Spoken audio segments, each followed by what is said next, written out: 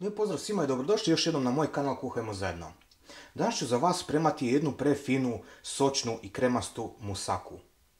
Ovaj recept će vam se jako svidjeti jer je vrlo jednostavan, nema puno filozofije, nema puno komplikacije. Sad ću vam pokazati kako ja to radim, a vi ocijenite da li vam se sviđa ili ne. Sad ću na početku najprije zagrijati ulje. Sad ću imati 3-4 žlice ulja na kojem ću popržiti luk. Evo, kad sam popržio luk, sad ću dodati čisto juneće meso, mljeveno. Evo, nakon 7-8 minuta vrijeme da dodam sol. Na 750 grama mesa ja ću staviti žličicu i pol soli. To je negdje oko 8 grama, 7,5-8 grama. Sol i dodajte jedno, znači to je po vašem ukusu, ja dodam otprilike pola žličice papra. Evo minuticu nakon što smo promiješali, kad sam dodao sol i papar, dodat ću za sam kraj još i slatke crvene paprike. Stavite su po svom ukusu, ja na 750 grama mesa stavim žličicu i pol. Sad ću ovo promiješati, samo da se malo zaprži crvena paprika i nadiv je spreman, pustit ćemo ga da se hladi, a za to vrijeme ćemo pripremiti krumpir. Evo, krumpir je spreman, izrezao sam ga već na ploške, tako negdje 4 mm, od 3 do 5 mm točnije, evo, na 3 do 5 mm. Moj mali savjet, prije nego što dodamo ulje i začine, krumpir obavezno posušiti od vode. Zašto? Zato što ćemo sada ga staviti u zdjelu i dodati ulje i začine. I ako je mokar, ako je vlažan, ulje će samo skliznuti s njega, neće se uhvatiti za krumpir. Zato je vrlo važno, obavezno krumpir posušite prije nego što dodamo ulje. Evo, to je moj mali savjet. Evo, vrijeme da dodamo i začine u krumpir. Ja ću dodati jednu žličicu soli i 2 žličice vegete. No, vi prema svom ukusu začinite.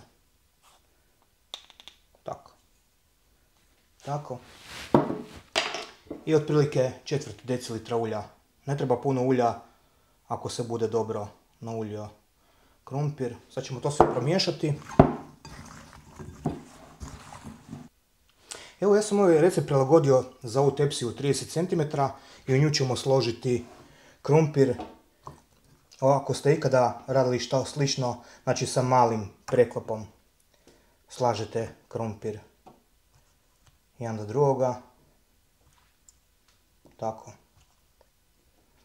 Kad je donji sloj složen, dodat ću meso, jednako rasporediti meso po krumpiru. Tako.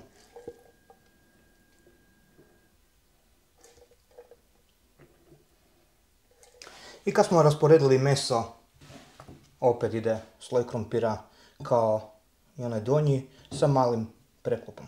Ovako. Znači, ovo je vrlo jednostavan recept, to ne možete promašiti nikako. Evo, musaka je spremna, možete vidjeti kako izgleda kad je složeno. Sad ću na nju staviti foliju. Evo, idemo na pečenje. Dakle, da ponovim, 40 minuta na 180 stupnjeva.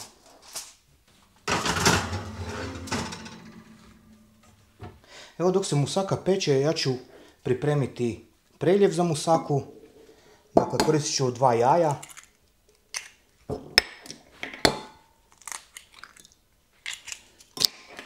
...200 ml kiselog vrhnja i decilitar i po mlijeka.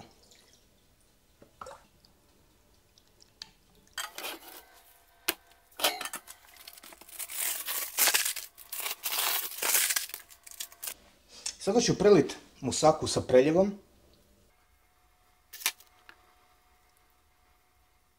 i zapeći ćemo je još 20 minuta na istoj temperaturi da se preljev stegne. I musaka je gotova. Kad je musaka gotova, trebala bi izgledati ovako.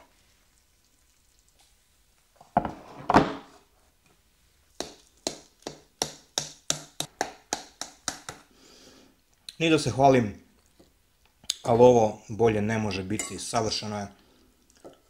Kremasto je, nije se zapeklo onako tijesto kao kad se inače radi musaka sa mlijekom i jajima pa se to peče jako dugo, nego je ostalo ovako kremasto, sirasto, sočno, začinjeno je savršeno, niti dodat soli, niti oduzet ništa. Kao što možete vidjeti, ne curi ulje na sve strane.